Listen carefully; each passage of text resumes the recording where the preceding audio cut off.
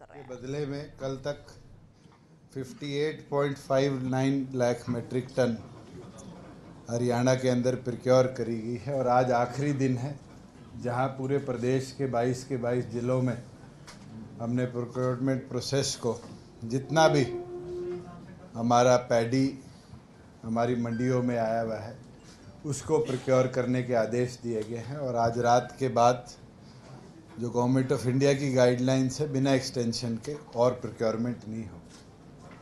और पहली बार ऐसी व्यवस्था बनाई गई कि 58.59 लाख मैट्रिक टन के बदले में 57.85 लाख मैट्रिक टन लिफ्ट हो चुकी, जो कि अप्रॉक्सीमेटली 98.7% लिफ्टिंग हम हरियाणा प्रदेश की मंडियों से हमारा ग्रेन उठाकर मिल्स तक पहुंचा चुके हैं।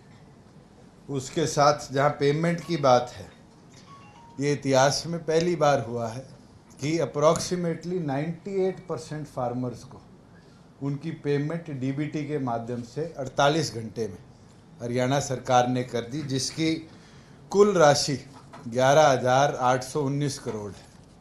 और 236 करोड़ रुपया जो कल और परसों में हमारे पास पैडी आया है उसका पेंडिंग है, जो कि आज संध्या तक पुश हो जाएगा। और जो बैलेंस आज प्रोक्योर होगी अगले 48 घंटे के अंदर, उसको भी हम फार्मर के खाते में पुश करने का काम करेंगे। हरियाणा प्रदेश में 1456 मिल्स इस बार रजिस्टर हुई हैं जो कि मिलिंग करेंगी। हमने सेग्रीगेट किया है, किसी को एडिशनल और एक्स्ट्रा इसके अंदर पैडी ना मिले, सबको बराबर मिले। सब एमएसएमई के सर्टिफिकेशन के साथ है। सबको आदेश दिए गए हैं कि उनके एम्प्लॉयज़ जो हमारा HUM पोर्टल है उस पर रजिस्टर हो, और एक एक मिल की फ़िज़िकल वेरिफिकेशन भी कराई गई है इंडस्ट्री डिपार्टमेंट द्वारा। और उसके साथ साथ उसकी पिक्चर भी हमने ओनर के साथ करवाई है कि हमारे पास रिकॉर्ड मेंटेन रहे कि कोई भी गोस्ट मिलिंग के अंदर इन्वॉल्व ना हो। साथ में एक चीज़ और है कि हरियाणा प्रदेश में जहां कॉम्पनसेशन GST की पूरे देश में बंद हो चुकी, हमारे ऑफिसर्स ने पिछले सालों में बड़ा अच्छा काम किया है। हमने मॉड्यूल 1 से मॉड्यूल 2 में लास्ट ईयर शिफ्ट किया था और उसका रिज़ल्ट आने लगा है। मैं आपके साथ शेयर करता हूं, आज की तिथि तक पिछले साल अगर हम कॉम्पनसेशन शेयर हटा दें GST के अंदर जो गवर्नमेंट ऑफ इंडिया देती थी, तो हरियाणा प्रदेश में 14,302 करोड़ रुपया GST कलेक्ट हुआ था। और इस साल 18,290 करोड़ रुपया कलेक्ट हुआ है, जो कि लगभग कॉम्पनसेशन के बाद 22.71% की हमारी ग्रोथ दिखाती है। और उस ग्रोथ के साथ साथ सबसे अच्छी चीज़ ये है कि देश के अंदर अगर हम स्टेट्स कंपेयर करें, कंजम्पशन और प्रोडक्शन बेस्ड स्टेट्स, उसमें हरियाणा नंबर 1 पर है। और हमारे से 3 ही प्रदेश आगे हैं, जिसके अंदर सिक्किम जो कि छोटा प्रांत है, गोवा छोटा प्रांत है, और तीसरा दिल्ली जो कि सिर्फ कंजम्पशन बेस्ड है, प्रोडक्शन बड़ी लिमिटेड है। तो ओवरऑल हम देखें तो देश भर में टैक्स कलेक्शन पे जो ग्रोथ रेट प्रोजेक्टेड था, उसके अंदर हरियाणा ने बड़ा अच्छा 22.71% की ग्रोथ दिखाने का काम किया है।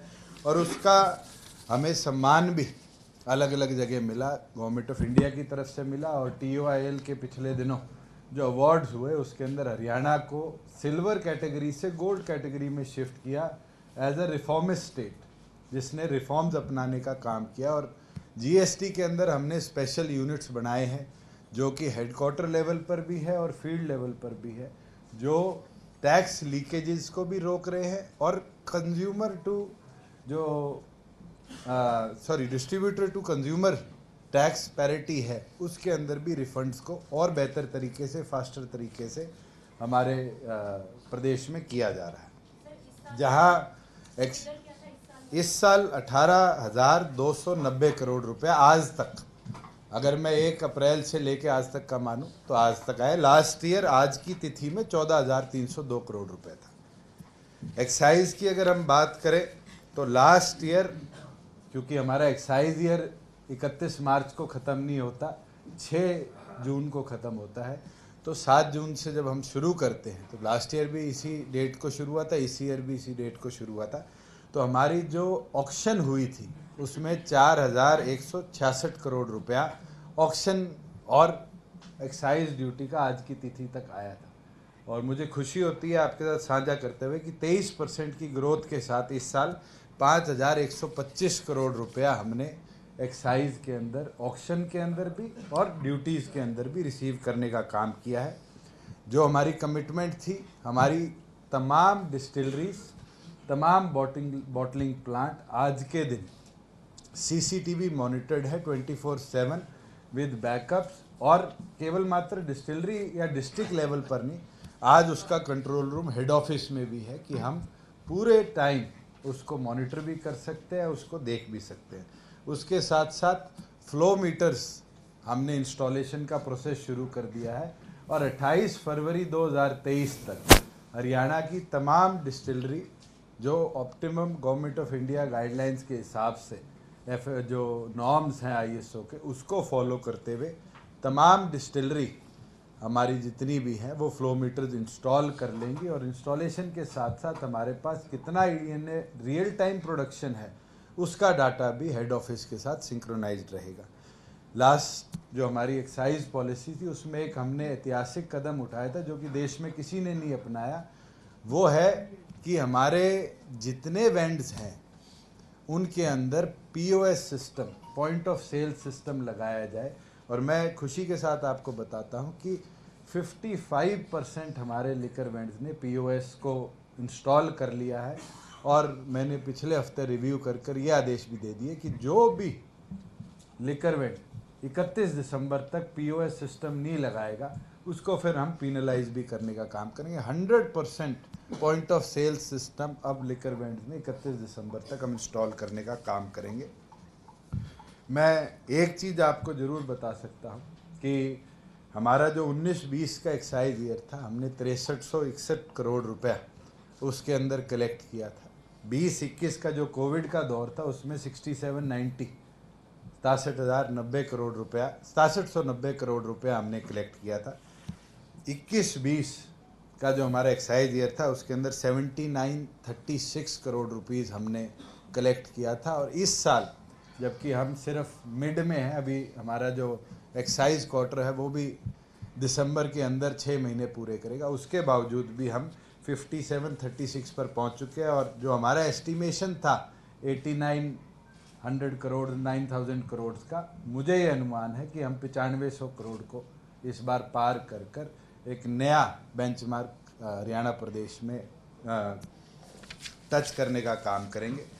उसके साथ बड़ी खुशी की बात है कि हरियाणा प्रदेश के 18 ज़िलों में पंचायती राज में जो हमने पीछे बहुत बड़ा एक ट्रांसफॉर्मेशन किया था जिसमें 50% शिक्षित महिलाएं हिस्सेदार बने पंचायतों में, और उसके साथ बैकवर्ड ए क्लासेस को भी उसकी जगह मिले, बड़ा सक्सेसफुली और पीसफुली इलेक्शन कंडक्ट हुआ है।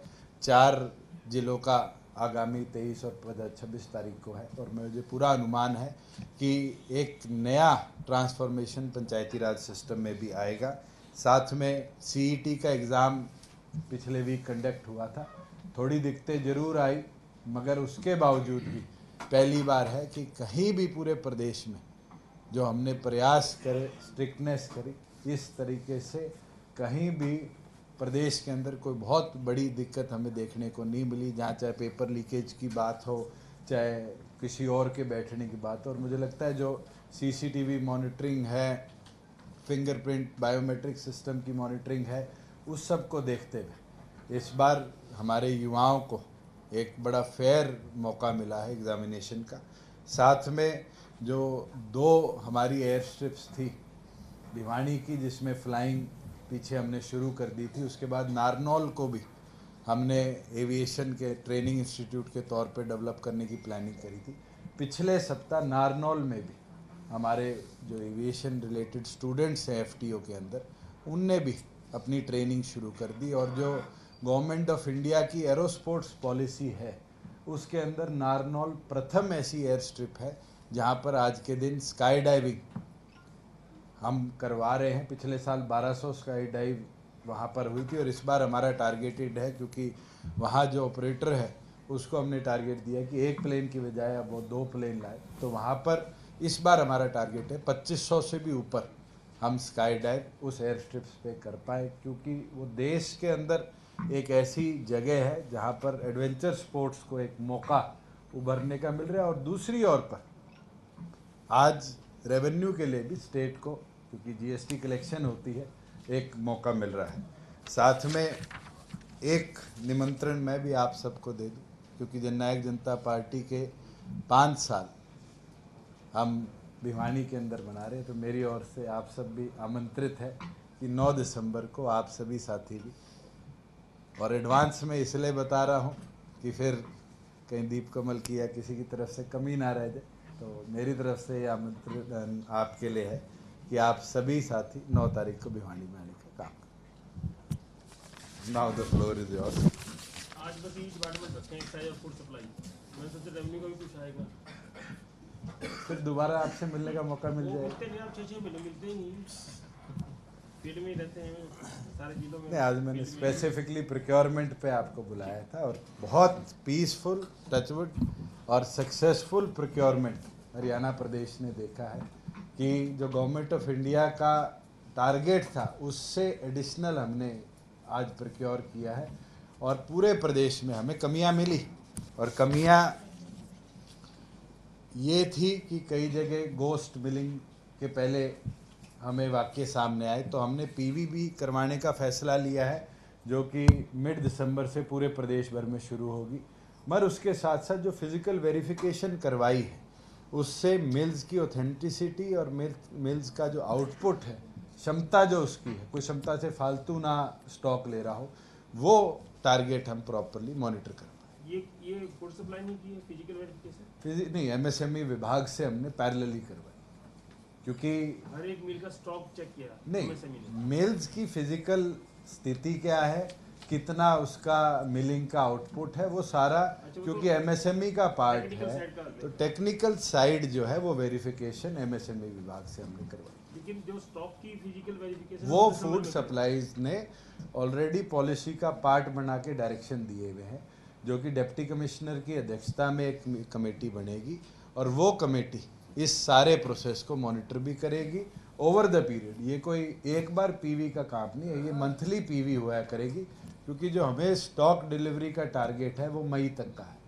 और पिछले साल हमने अप्रैल में हमारा स्टॉक डिलीवर कर दे दिया था, क्योंकि कोविड और किसान आंदोलन के करके पंजाब से स्टॉक नहीं उठ पाया था। हम ये टारगेट इस साल भी ले रहे हैं कि मई में ना जाते हुए अप्रैल के अंदर ही हमारा स्टॉक पूरा डिलीवर कर। सर साइलोस बनाए जाने थे सर स्टॉक को रखने के लिए, कई जगह ये जो है स्टेट की तरफ से जो है खबरें निकल के सामने आई, जिस तरीके से गेहूं खराब। स्टेट की तरफ से साइलोज का कोई प्रपोजल नहीं, गवर्नमेंट ऑफ इंडिया का साइलोज का प्रपोजल है, वो टेंडर एफसीआई ने कर रखा है, और मुझे उम्मीद है जल्द उस पर निर्णय हो तो साइलोज भी कंस्ट्रक्ट हो। जहां आपने बात कही कि फसल जो गोदाउनों में, ओपन गोदाउन में पड़ी थी वो ख़राब हुई, ये डाटा एक बार का नहीं है, ये डाटा 2018, 19, 19-20 का है, जहां 44,700 या 800 कुछ मेट्रिक टन गेहूं खराब हुई है। उस समय एक्सेसिव रेनफॉल और लस्टर लॉस की प्रोक्योरमेंट के बाद ये स्टॉक रखा गया था, मगर ओवर द पीरियड क्योंकि हरियाणा के अंदर last year excessive utilization of stock हुई वीट की, क्योंकि पंजाब में ट्रेन्स की पाबंदियां थी किसान आंदोलन के दौरान, तो हमारा स्टॉक उठाया गया। उस समय जो स्टॉक रिजेक्ट हुआ, क्योंकि एफसीआई की जो पॉलिसी है वो है first in first out, FIFO, जो माल पहले रखा जाएगा वो माल पहले उठाया जाएगा। उसके अंदर जो कवर्ड गोदाउन थे उसका माल उठाया गया, ओपन गोदाउन का माल बाद में आया, मगर उसके लिए मैंने आदेश भी दे दी है कि जो डिस्ट्रिक्ट में हमारे administrative secretaries, IAS, senior IAS officer जो चंडीगढ़ से नोडल ऑफिसर्स लगाए हुए हैं, उनकी अध्यक्षता में एक कमेटी उस पूरे दौरान क्यों ये माल नहीं उठा, कितनी बार रिजेक्ट हुआ, कौन कौन रिस्पॉन्सिबल ऑफिसर्स है और उनसे रिकवरी समय अनुसार कैसे करी जाए। आज तो सिर्फ कैथल, कुरुक्षेत्र, करनाल की बात है। एक ऐसा मामला पहले फतेहाबाद का भी आया था। वहाँ जो उस समय के दौरान चाहे डीएफएससी हो, इंस्पेक्टर्स हो और अधिकारी थे, उनसे हमने जो लॉस हुआ था उसकी रिकवरी करी। आज भी लगभग 83-84 करोड़ का ये क्रॉप जो है डैमेज हुआ है। इसके लिए कमेटी भी इंक्वायरी के लिए बैठा दी गई है। इसको ऑक्शन भी कर दिया गया है। ऑक्शन करके लगभग 44-45 करोड़ रुपए हमें अनुमान है कि विभाग को आएंगे, और उसके अंदर जो मुझे पता चला है लगभग 39 करोड़ हमारे पास आ चुके हैं। बचे हुए अगर स्टॉक पड़ा है उसको भी हम ऑक्शन करेंगे कि ये नॉन ईटेबल है, मगर इसकी यूटिलाइजेशन और जगह कैटल फीड में और जगह हो सकती है। मगर जो बैलेंस रहेगा और जितना क्रॉप लॉस होगा किसी को भी इसमें बख्शा नहीं जाएगा। ये पिछले 2 साल से मैं मॉनिटर कर रहा हूँ, और इसके अंदर एक नहीं अनेक अधिकारी पहले भी फतेहाबाद के अंदर चार्जशीट हो रखे हैं, उनके खिलाफ एफआईआर भी हो चुकी है, और इस पूरे वाक़े में भी जो जो इन्वॉल्व होंगे उनके खिलाफ हम एफआईआर भी कराएंगे और उनको सख्त से सख्त सज़ा देने का भी काम करेंगे। एडमिनिस्ट्रेटिव सेक्रेटरीज हैं हर जिले के, जो एसीएस और पीएस रैंक के हैं।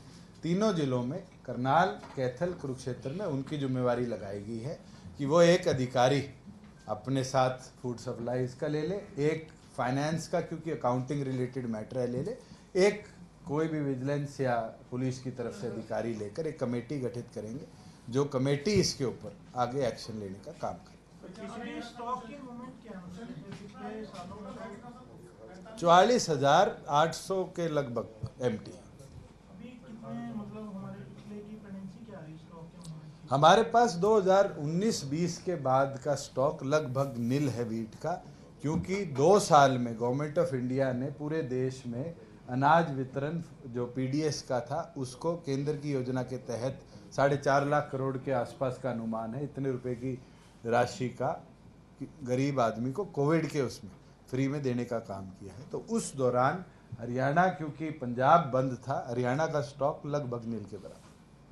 ये जो डीसी ने कोई रिपोर्ट, प्रारंभिक रिपोर्ट जो दिया है उसमें कुछ नहीं, कोई रिपोर्ट नहीं। देखिए, एक रिपोर्ट नहीं है, पहले विभाग की रिपोर्ट थी, उसको डीसी के पास भेजा गया, डीसी की रिपोर्ट है जिसके ऊपर मैं सेटिस्फाइड नहीं, और इसलिए हमने सीनियर आईएएस अफसरों की कमेटियां गठित करी है कि इसको री इंक्वायर किया जाए। अगर उस समय गीला स्टॉक प्रोक्योर किया गया, खराब स्टॉक प्रोक्योर किया गया, तो वो भी रिस्पॉन्सिबिलिटी उस समय के अधिकारियों की है, क्योंकि फीफो के माध्यम से first in first out material होना था, और फर्स्ट इन वाला मटेरियल 2022 के अंदर भी आउट नहीं हुआ। इस दौरान भी अगर लैप्सेज रहे हैं कि क्वालिटी चेक नहीं करेगी, जानबूझ के ओपन प्लिंथों में माल छोड़ा गया, तो उन लोगों को भी हम इसके अंदर दोषी। एक बात, क्योंकि फूड सप्लाई की आप 3 साल से देख रहे हैं कि हमारे पास जब वीट का प्रिक्वायरमेंट होता है पूरे गोदाम में नहीं जा पाती है, वो ओपन में तो प्लिंथ में रखना ही नहीं, प्लिंथ लेवल उसका रखते हैं आपका स्टॉक में, तो प्लिंथ लेवल की वजह से तो कुछ। सुरेंद्र जी, इस साल कहीं भी ओपन प्लिंथ में फूड सप्लाईज हो, वेयर हाउसिंग हो या हैफिड हो, एक दाना इवन एफसीआई का भी ओपन प्लिंथ में नहीं लगा, क्योंकि स्टॉक पिछले 2 सालों में इतना हमने मूव किया है सदर्न स्टेट्स को कि हमारे पास हमारे कवर्ड गोदाउन्स भी खाली पड़े। ये प्रिक्योरमेंट 2018-19, 19-20 की हुई है, जो कि अप्रैल महीने में हुई। उस समय क्योंकि भंडारणों में, कवर्ड गोदाउनों में जगह नहीं थी, तो ये मटेरियल ओपन प्लिंथ में रखा गया। उस समय एक्सेसिव रेनफॉल भी हुआ है उन दिनों के अंदर, प्लस गवर्नमेंट ऑफ इंडिया ने मॉइस्चर रिलैक्सेशन भी दी थी। तो क्या मॉइस्चर रिलैक्सेशन और बारिश की वजह से मटेरियल हुआ, इसके ऊपर सारे के ऊपर इंक्वायरी करने के बाद ही मैं फैक्ट्स आपके साथ शेयर करूँ। बाजरा में कितनी क्या लगभग जो हमारा गवर्नमेंट ऑफ इंडिया ने परमिशन दी थी 160 की, उतना हमने टारगेट लिया था। जो पिछला रिव्यू मैंने किया था उसके अंदर 85,000 एमटी हमने प्रोक्योर किया था, और आदेश दे दिए थे कि एडिशनल भी मंडियों से एमएसपी के ऊपर किसान से प्रोक्योर किया जाए। साथ में लगभग 280 करोड़ रुपया हमने भावांतर भरपाई के अंदर, जो अगर 1900 आया तो उसको 450, और अगर वो 1950 के रेट पे आया तो उसको 400 रुपया किसान को भावांतर भरपाई पे भी बाजरे का 280 करोड़ रुपया कुल हमने देने का काम किया। ये जो आप कह रहे थे गोश्त परचेज की या गोश्त बिलिंग का कुछ पार्ट आया था, कुछ कह रहे थे करनाल वगैरह की, अभी क्योंकि रिक्वायरमेंट तो लगभग खत्म हो गया है, कितना डाटा हमारे पास है? अभी कितना? सारा डाटा आया नहीं है, मगर जुंडला के अंदर हमने इंस्पेक्शन रैंडम करवाई थी, वहाँ पर ये भी सामने आया था कि स्कूटर के नंबर पर भी प्रिक्योरमेंट दिखाई गई थी। उसके बाद मैंने आदेश दे दिए थे 22 के 22 डिप्टी कमिश्नर्स को कि वो एक एक व्हीकल जो ट्रांसपोर्टर देता है उसका जो ई परिवहन हमारा पोर्टल है, वाहन जिसको हम बोलते हैं, उससे नंबर को गवर्नमेंट वेरीफाई करवाए। उस वेरिफिकेशन के अंदर 9 जिलों की रिपोर्ट आ चुकी है, 13 जिलों की रिपोर्ट को तुरंत अगले 2 दिन में हमने मंगाया है। उसके बाद हम इसको सिंक करेंगे कि कितने असलियत में ट्रकों में प्रिक्योरमेंट करेगी, लिफ्टिंग करेगी, मूवमेंट करेगी, और कितने ऐसे बोस 9 प्रिक्योरमेंट। जिलों में तो कोई नहीं मिला अभी। 9 जिलों का भी मेरे पास डाटा इन हैंड नहीं है, क्योंकि 1 मिनट में हजारों ट्रक्स को आप नहीं मॉनिटर कर सकते। एक कोई पलवल का अगर कोई धान कर्नाटक में बेच सकता है? फार्मर को इस बार लिबर्टी थी, मंडी सिलेक्ट करके अपनी बेच सकता है। पिछले साल हमने रिस्ट्रिक्टिव किया था कि फार्मर उसी मंडी पे जाएगा जो उसको निर्धारित हो। इस साल वो अपनी मंडी को खुद सिलेक्ट करके जा सकता था, क्योंकि लास्ट ईयर आपने देखा होगा 59 लाख एमटी हमारा टारगेट था, 56 लाख एमटी हमारे पास आया था। हमारा बहुत सा धान फार्मर को टाइम ना मिलने की वजह से पंजाब में जाके बिका। वीट के अंदर भी ये रिस्ट्रिक्शन पंजाब को बेनिफिट देगी। इस साल हमारा एग्रीकल्चर जीडीपी लो ना हो, हमने फार्मर को ये परमिशन दी थी कि वो अपनी मेरी फसल मेरा ब्यौरा पे लैंड रजिस्टर कराए। लैंड रजिस्ट्रेशन के बाद मार्केटिंग बोर्ड के पोर्टल से वो सिंक हो, और उसके बाद मंडी सिलेक्शन के माध्यम से वो कहीं भी अपने जो उसको लगे, क्योंकि पलवल के अंदर आज के दिन प्रिक्योरमेंट बंद है, वो फार्मर वहाँ नहीं बेच सकता, तो नेक्स्ट ऑल्टरनेटिव जो उसको सूटेबल रखता है बेच सकता है। और पिछले दिनों हमने आदेश जारी कर दिए थे, लगभग 200 मंडियों में से हमने 150 के आसपास मंडियों को बंद कर दिया था। आज स्पेशल आदेश दिए हैं कि जिन मंडियों में भी स्टॉक आया है उसको तुरंत खरीद कर मंडियों को आज शाम 5 बजे से हम पूरी तौर पर बंद। पार्टी का स्थापना दिवस है और पार्टी के सभी नेता मौजूद रहेंगे। सर सीईटी का आपने जिक्र किया, सर सीईटी में सबसे ज्यादा परेशानी हिसार के अंदर देखने के लिए मिली थी, काफी गैदरिंग भी हुई थी और परेशानी हुई थी, और पार्टी के सभी नेता मौजूद रहेंगे। सर सीईटी का आपने जिक्र किया, सर सीईटी में सबसे ज्यादा परेशानी हिसार के अंदर देखने के लिए मिली थी, काफी गैदरिंग भी हुई थी और परेशानी हुई थी, और बच्चों का ये कहना था कि बस तो फ्री दे दी लेकिन रात को 2 बजे चलेगी, 40 किलोमीटर दूर घर है, रात भर वो बच्चे सफर करके सर वो पहुंचे। मेरी इस बारे में चर्चा भी हुई सीएम साहब से भी, हमारे सेक्रेटरी जो पीएस ट्रांसपोर्ट है उनसे। वो कंफ्यूजन क्रिएट करेगी लोकल अथॉरिटीज, पर तुरंत उसको हमने हैंडल किया। वो जो शेड्यूल बनाया गया वो लोकल लेवल पर हमने डायरेक्ट किया था कि आप बताइए, और मुझे लगता है कि हमारी ट्रांसपोर्ट की सभी टीम ने, सीएम साहब ने खुद पर्सनली इसमें इन्वॉल्व हो बड़ा अच्छा तरीके से इसको मैनेज किया, और सभी छात्र पेपर के लिए समय अनुसार पहुंचे, उसमें डिले नहीं। वो सर रात भर जागे हुए थे छात्र, मतलब बस में जाने की वजह से, और उनका मैं उसके लिए खेद प्रकट कर सकता हूँ, क्षमा याचना कर सकता हूँ, क्योंकि किसी एक व्यक्ति की वजह से गलती हुई। मुझे पता है हजारों बच्चे वहाँ बस स्टैंड पे समय पे आके हुए, और सिर्फ एक कंफ्यूजन की वजह से मैं तो उन सभी साथियों से क्षमा ही मांग सकता हूँ, और ये गलती से हमें फ्यूचर के लिए सीखने को मिलेगा। हम एडवांस में इसकी प्लानिंग करेंगे कि रात की बजाय दोपहर में ही बच्चों को नेक्स्ट स्टेशन तक पहुंचाएं। जिस अधिकारी ने सोचा, उसने ये सोचा कि एग्जामिनेशन सेंटर पे समय अनुसार पहुंच जाए, पर उसने ये नहीं सोचा कि उसको पूरी रात जागना पड़े। क्योंकि आपसे यूथ वाले भी ज्यादा लोग लिखते रहते हैं, और सीईटी में 10 लाख के आसपास रजिस्टर किया था, 9 के आसपास हो गए। वो कह रहे हैं कि जो सीईटी है ये ग्रुप सी के लिए हुआ है, और ग्रुप सी के जो पद विज्ञापित होंगे उसमें उस पद का 4 गुना ही जो टॉप के लोग होंगे सीईटी के, उनको बुलाया जाएगा। आवेदन मतलब वही कर पाएंगे, बुलाएगा तो मतलब बात की बात है, उनको वो आवेदन वर्क कर पाएंगे। ये एक डिमांड उठ रही है लगातार, आपके साथ मेरे बात किसने की हो, डिमांड की हो, सोशल मीडिया में चल ही रहा है कि इसको जितने भी जो 50% और 40% सरकार ने निर्धारित किया पास होने का, इसको क्वालिफाइंग करेंगे, मतलब वो सारे के सारे आवेदन उसमें करें। ये हमारा प्रेरोगेटिव नहीं है, हम तो सिर्फ स्टाफ सिलेक्शन को, पब्लिक सर्विस कमीशन को हमारी जितनी वैकेंसी है उसका आवेदन भेजें, और उस आवेदन के ऊपर वो किस क्राइटेरिया को, सीएटी एक बेंचमार्क है। अगर उस बेंचमार्क में आप क्वालिफाई होते और क्वालिफाई होने के बाद फॉर एग्जांपल सी क्लास के अंदर आपके क्लर्क आते, आज पूरे हरियाणा के सभी 52 विभागों को अगर हम उठाकर देखें और वैकेंसी फॉर एग्जांपल ले लें कि 5000 क्लर्कों की वैकेंसी, तो उसके अंदर एचपीएससी का प्रेरोगेटिव है कि वो 20,000 को बुलाए, 25,000 को बुलाए, और वो कौन से होंगे वो क्वालिफायर वो से। मैं आपको सी की जो पॉलिसी है सरकार ने बनाई है, मंजूर यहाँ से हुई है, वो पॉलिसी हमने एचएससी को भेजी है। उस पॉलिसी में लिखा है कि 4 गुना ही बुलाने, एचएससी से नहीं करवानी। उसके बाद जिसके डिप्टी सीएम है, आपका मैं पॉइंट समझ गया। आप कह रहे हो कि क्वालिफिकेशन, हमें तो आज के दिन जो क्वालिटी थी वो तो टॉप परसेंटेज थी, हमने एक बेंचमार्क सेट कर दिया, उसके अंदर हमने टॉप ले लिया। उस टॉप के अंदर भी हमें जो क्वालिफिकेशन क्राइटेरिया है वो 20 जो 4 टाइम्स आप कह रहे हैं वो ले लिया। ये 4 गुना कोई ये बेंचमार्क तो गेट्स का भी है। इंजीनियरिंग के लिए आज के दिन आपको आवेदन देना है तो आपका गेट स्कोर होता है, यही क्राइटेरिया नीट का भी है। अगर नीट में आप 700 ले आए, 600 ले आए, तभी तो आपको काउंसलिंग के लिए बुलाएंगे। 200 को काउंसलिंग में बुलाकर आज के दिन कोई बेनिफिट नहीं है।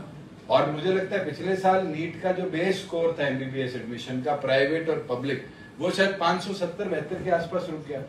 कितने बच्चे इतने थे जो 572 से नीचे थे जो बीडीएस में गए, उसके बाद 400 से नीचे थे वो आगे ये आयुर्वेदिक में गए। तो ये तो बच्चों के भविष्य में है, they can prepare again, they can give CET again. प्रतिबंध तो नहीं है कि सीईटी आप एक बार दे सकते। क्वालिफिकेशन क्राइटेरिया बिल्कुल इसके लिए बनाया गया। मैं आई स्टैंड करेक्टेड आपकी वजह से कि बिल्कुल स्टेट ने दिया, मगर एचपीएससी को दिया। अब एचपीएससी और स्टाफ सिलेक्शन चूज करेगा कि हमें कितना लो, उस रूल के हिसाब से हमें टॉप 20 चाहिए 5 पोस्ट।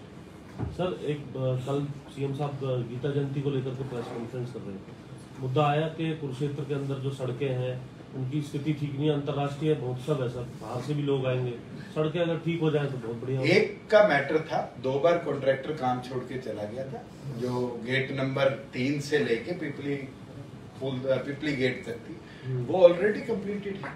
उसके सिवाय कोई इंटरनल हुड्डा की रोड है, कोई सड़क आपके एचएसवीपी के साथ साथ म्युनिसिपल लिमिट्स की है, तो विभाग निरंतर कुरुक्षेत्र जो डेवलपमेंट बोर्ड है केडीबी वो करता रहता है। और भी कोई एडिशनल होगा तो 25 करोड़ हम सभी विधायकों को दे रहे हैं। मेरे पास कल संध्या तक 17 विधायकों की इसमें 25 करोड़ में आवेदन आ चुके। हमने 17 के 17 को अप्रूव कर दिया, 23 ऑलरेडी हमारे हेड ऑफिस में आ चुके हैं जो मैंने रिव्यू लिया है, उसको भी हम within this week approve कर देंगे। बचे हुए के लिए हमने एमएलएस को रिक्वेस्ट कर दी है कि आप अपनी आवेदन को तुरंत भिजवाने का। 25 करोड़ क्या है ये सड़कों के लिए दे रहे हैं? 25 करोड़ पर कॉन्स्टिट्यूएंसी, जिसमें सड़क का एक्सपेंशन है, स्पेशल रिपेयर है या रीडेवलपमेंट है। स्टेट में नई सड़कों का कितने किलोमीटर तक का निर्माण? ये 5 अगर मैं 25 करोड़ का अनुमान लगाऊं तो 2250-90 कॉन्स्टिट्यूएंसी है, 2250 करोड़ का तो इसी के अंदर काम है। उसके साथ साथ हमारे जो एडिशनल प्रोजेक्ट जैसे दादरी महेंद्रगढ़ नारनौल 4 लेनिंग प्रोजेक्ट है, जो पहले 8 ही किलोमीटर हो पाया था, वो पूरा होगा। उसके लिए लगभग 180-90 करोड़ का एक स्पेशल हमने प्रोजेक्ट डाला है। उसी तरीके से 3 ऐसे छोटे रोड्स हैं, एक हमारा मेवात का रोड है, एक जो पीछे नितिन गडकरी जी आए जब हमारे सोना तावड़ू एमएलए ने और पटौदी एमएलए ने बात करी थी कि एक डिफेंस रोड है, उसको टेकअप किया। निरंतर ये तो नेवर एंडिंग प्रोसेस है, जिसका 5 साल कंप्लीट होगा, नॉन सेटिस्फैक्टरी कंडीशन है, उसको हम दोबारा टेकअप करके ये विधायकों से सर आवेदन करा national highway, national highway state का काम नहीं है, मगर नेशनल हाईवे में मैं एक साझा कर देता हूँ। मैं गडकरी जी का आभारी हूँ, पीएम का आभारी हूँ कि दोनों ने भारतमाला 2 के अंदर हरियाणा को 3 बड़ी सौगात देने का काम किया है। पहली जो हमारा पानीपत से चौटाला नेशनल हाईवे है, जो 9 नेशनल हाईवे को कनेक्ट करेगा, ईस्ट वेस्ट कॉरिडोर हरियाणा प्रदेश का है, उसका अप्रूवल आ गया। और वो अब जो ग्राफिक्स के अंदर इनकी D2 पोजीशन होती है उसके अंदर है, और मैं उम्मीद करता हूं कि विद इन 3 to 6 मंथ उसका एक्विजिशन का काम हम शुरू कर लेंगे। दूसरा प्रोजेक्ट जो हमने आवेदन किया था हिसार से लेके और रेवाड़ी तक वाया तोसाम, बारडा, महेंद्रगढ़, इस प्रोजेक्ट को भी भारतमाला 2 में लास्ट कैबिनेट ऑन इंफ्रास्ट्रक्चर में अप्रूवल दे दिया है। और तीसरा एक बहुत बड़ा रिलीफ हरियाणा को होगा, जो कि दिल्ली से अब हम पानीपत अंबाला आते हैं, और ये रोड हमने अब देखा है कि रैपिड कॉरिडोर के अंदर भी एक्सपैंड होने के बावजूद भी बहुत ज्यादा ट्रैफिक इस पे है। इसको भी एक पैरेलल सड़क कैसे दी जाए उसके लिए अप्रूवल दे दिया है। वो है दिल्ली के अक्षरधाम से शामली और शामली से ग्रीनफील्ड कॉरिडोर अंबाला तक हम कनेक्ट करेंगे। और मुझे लगता है जो सफर इस कॉरिडोर के बाद होगा वो दिल्ली चंडीगढ़ का सफर 2-2.25 घंटे पैरेलल में इसी के पैरेलल में यमुना के किनारे आधा और यमुना के किनारे शामली से लेके और अंबाला तक पूरा ग्रीनफील्ड एक्विजिशन से एक एक्सप्रेसवे बनाया। दुष्यंत जी, इतनी जो खरीद आपने कही कि टारगेट पूरा किया है, किसान जो मौसम की मार पड़े, कुछ सरकार बोनस का भी प्रावधान करने जा रही है, कुछ है सरकार की तरफ से भी किसानों को? एमएसपी का 12,000 करोड़ रुपए किसान के खाते में हमने भेज दिया है। आज की प्रोक्योरमेंट का हमारा अनुमान स्पेशल गिरदावरी की रिपोर्ट, क्योंकि कोड ऑफ कंडक्ट लगा हुआ है, इसके बाद आएगी, उसको हम सिंक्रोनाइज करके जो पैसा है उसको भेजेंगे। मैं पिछले सालों की पिछले सालों की एक बारी बारी बात आती है कि पैसा नहीं पहुंचा। लगभग 650-700 करोड़ रुपया हरियाणा प्रदेश के 2020, 21, 22 का जो क्रॉप डैमेज का था वो हमने मंगाकर ऑलरेडी पुश कर दिया है। वो दिसंबर इसलिए नहीं हो पाया क्योंकि code of conduct panchayat election का लग गया था।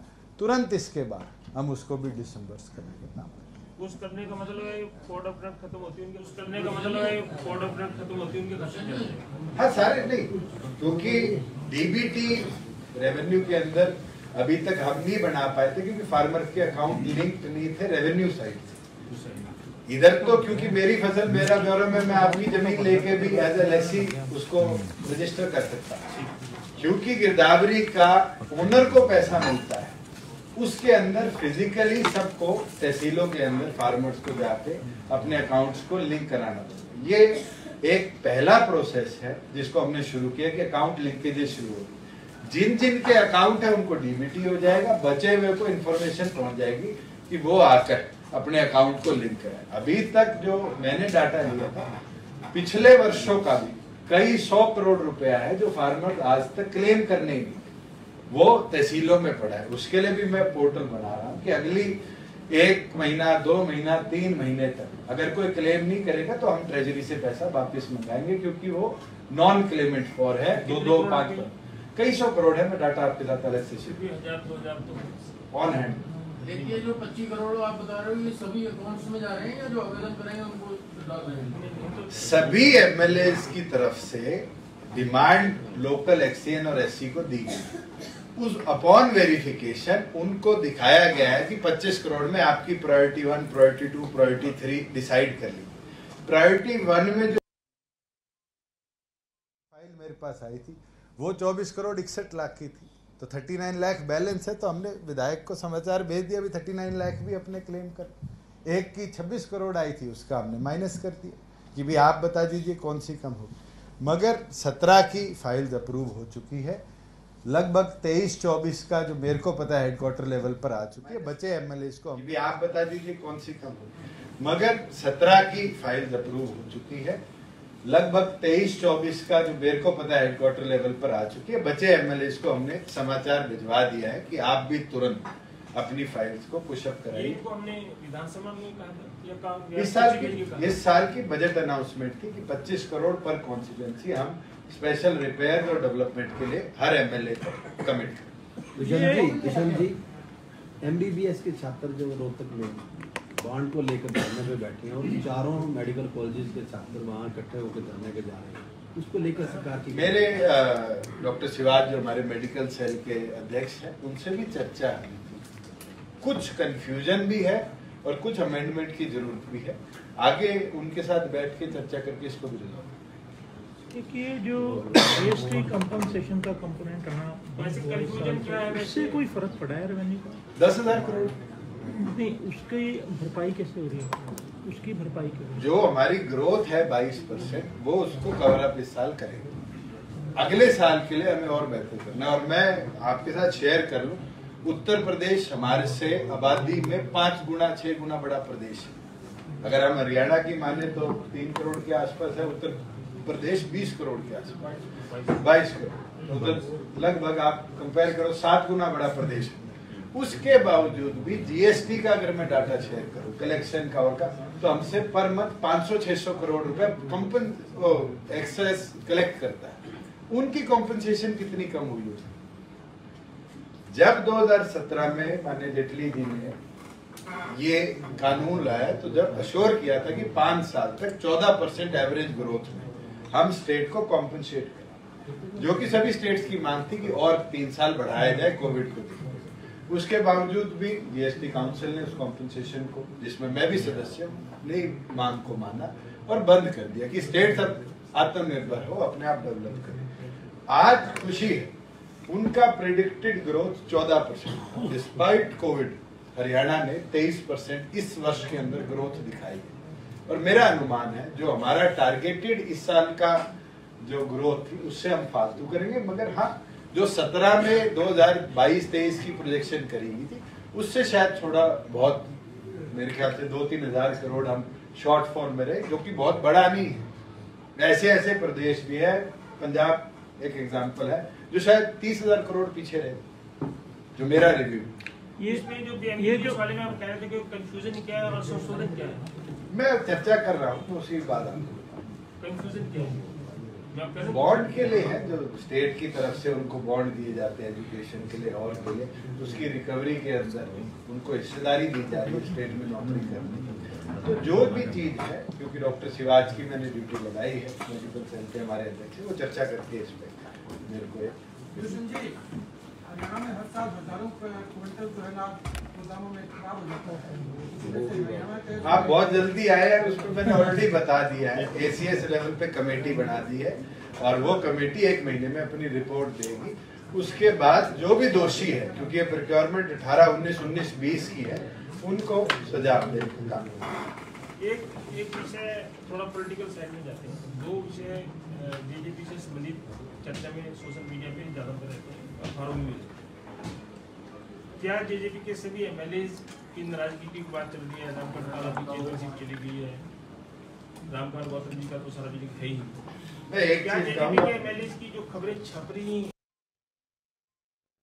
पूछने लगे थे और आज भी पूछ रहे, कुंडवा हम संभाल लेंगे और मजबूत रखेंगे, इसकी चिंता ना करें। मैं वही कह रहा हूँ, हमारा कुंडवा हम संभाल लेंगे। नाराजगी नहीं है, नाराजगी घर वालों के साथ होती है। आप मुझे बताओ, बाहर वालों के साथ नाराजगी कोई दिखाता है? और मैं एक चीज बता सकता हूँ कि नाराजगी छोटे से ही होती है, और मेरे से तो 9 के 9 उम्र में बड़े, ये तो मैं सहन कर सकता हूँ, सबसे बड़ी उम्र वाला तो ये भी सहन नहीं कर सकता। नहीं, हमारे संगठन में नहीं है, गठबंधन में। एक दूसरा विषय, जैसे आप उचित समझे जवाब देना, क्योंकि दिग्विजय जी का कोई बयान आया था बिना नाम के, कैप्टन बीनू बेनीवाल के बारे में उन्होंने कोई कहा था कि बहरूपी है, कुछ ऐसी शब्द है। क्या कैप्टन बेनीवाल का जेजेपी के साथ कोई संबंध? मैं इस पे टिप्पणी नहीं करता, मुझे लगता भी नहीं कि आज के दिन इस पे कोई टिप्पणी करने का औचित्य है। संबंध के बारे में भी नहीं, मैं टिप्पणी नहीं करता।